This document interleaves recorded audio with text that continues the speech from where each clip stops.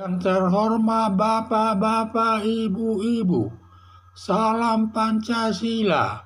Bapak-bapak, Ibu-ibu yang melihat video saya ini, tolong jangan lupa subscribe, like, dan di-share. Sifatnya gratis. Pada hari Kamis, tanggal 6 Juli tahun 2023, saya akan mengomentari negara Indonesia salah protes kepada negara Swedia atas pembakaran Al-Quran. Di dalam masjid di negara Swedia ada merobek-robek Al-Quran.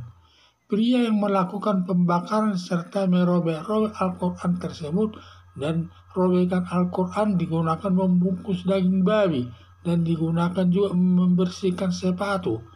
Atas pembakaran dan perobek-robekan Al-Quran tersebut membuat negara Arab dan negara lainnya marah besar sampai melakukan protes kepada negara Swedia. Yang memprotes tersebut termasuk negara Indonesia lewat Kementerian Luar Negeri kepada negara Swedia karena Majelis Ulama Indonesia sangat marah merasa merendahkan agama Islam.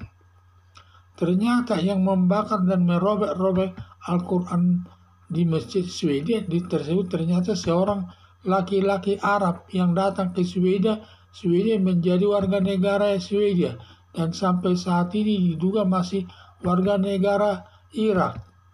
Tindakan proses negara Indonesia ke negara Swedia salah alamat.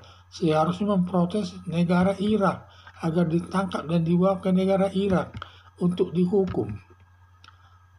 Lain kali kalau terjadi kejadian yang sama di kemudian hari cek dulu dengan teliti kewarganegaraan pelaku perobekan Al-Quran tersebut. Baru negara Indonesia melakukan protes ke negara di mana kewarganegaraannya. Protes negara Indonesia sudah mempermalukan negara Swedia padahal tidak melakukan hal tersebut. Pembakaran dan perobek-robekan Al-Quran di Swedia bisa contoh yang baik bagi negara Indonesia di mana umat muslim pernah membakar Alkitab Kristen dan mengentutin Alkitab Kristen, tetapi pemerintah terlebih Majelis Ulama Indonesia diam saja tidak berbuat. Tetapi kalau ada Al-Quran dibakar dan dikoyak-koyak di Swedia, pemerintah langsung mengajukan protes ke negara Swedia dan Majelis Ulama bersuara keras mengutuk yang melakukan pengoyakan Al-Quran tersebut. Harapan saya pemerintah Indonesia lebih hati-hati ke depan melakukan protes ke negara lain yang menimbulkan rasa malu bagi negara Swedia sendiri.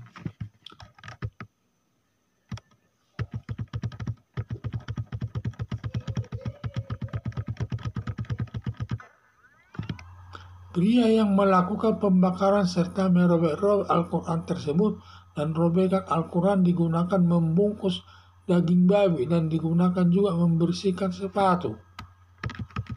Atas pembakaran dan pengrobek-robekan Al-Quran tersebut membuat negara Arab dan negara lainnya marah besar sampai melakukan protes kepada negara Swedia.